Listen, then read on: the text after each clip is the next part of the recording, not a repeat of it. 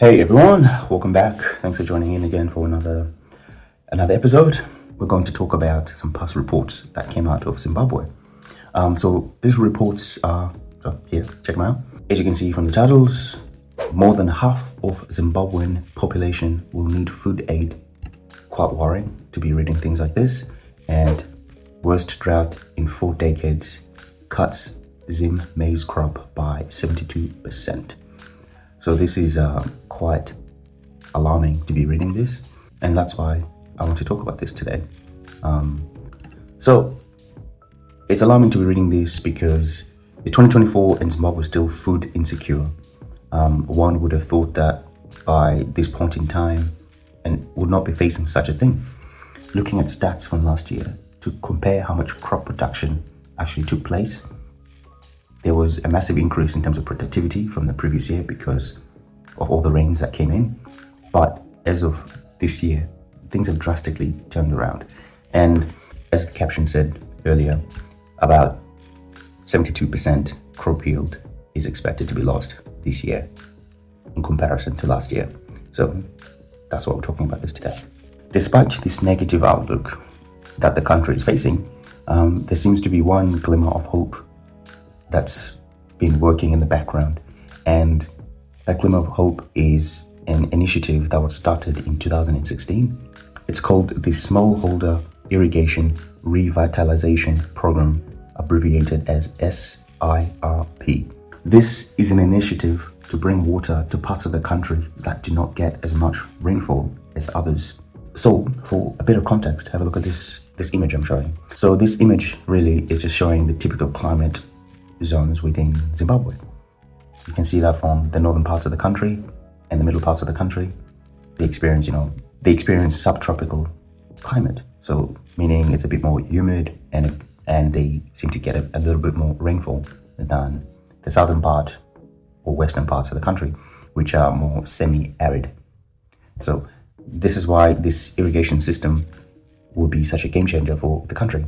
This will allow farmers to stop being dependent on seasonal rains and allow people to grow almost throughout the year. So going back to the articles I just referred to, they pretty much are stating that over 7.7 million Zimbabweans, which is a little over half of the population, will be facing food insecurity during this year of 2024.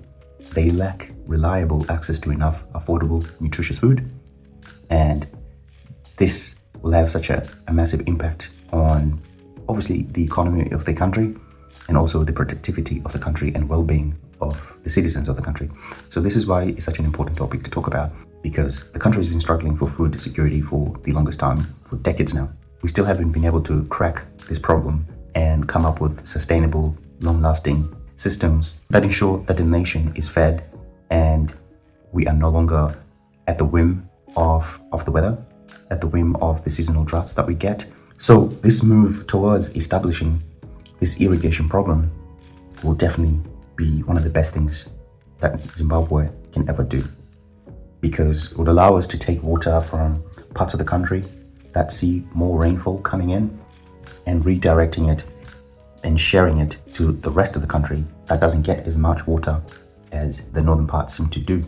So it's an important step for the country to take, and I really look forward to seeing how this all develops. So the smallholder irrigation program is not just about fixing problems that are currently there as well. It's more about empowering people, empowering the farmers of each community by providing access to reliable water. This will help break the cycle of dependence of the unpredictable seasonal rains.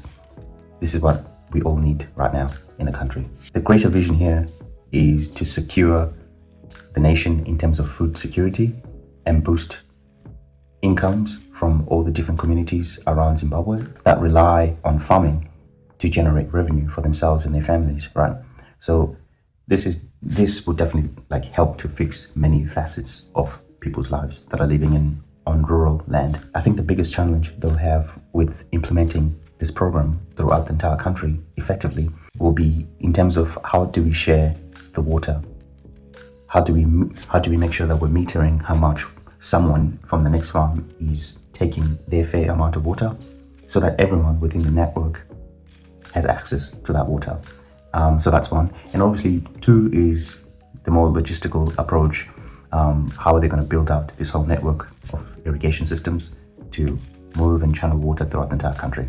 And lastly, I think one of the biggest challenges they have is how do we educate all the people that are living near this network on how to properly manage, maintain, and make sure that the people feel empowered enough to go and fix things if things need to be fixed. Say, for example, there's blockages within the entire network or in sections of the network. Will people feel empowered enough to go and fix the issue so that they're not really having to wait for someone else in some government office to come through and fix something for them? These are the challenges I can foresee, and let's hope they really plan this well and roll out a program that will have the farmers and communities at the center of the decision making. The only other bigger issue with this program is the funding. Where will the funding come from to be able to afford to build out this whole network? I hope they find people willing to come and participate, and all donors to come in and invest, making this whole vision come true. So that's all I have for you. So in case you didn't really hear about this irrigation system, now you have. Go online, do some more digging and research into this whole topic. So this is one glimmer of hope that we have in Zimbabwe to be able to address this whole dependence on seasonal rains. I really hope this gets rolled out before 2030 so that farmers can become more independent and increase their incomes at home and better their own lives. So thank you for watching.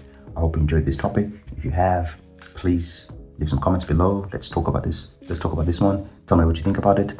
And as always, please subscribe, and I'll see you next time. Bye.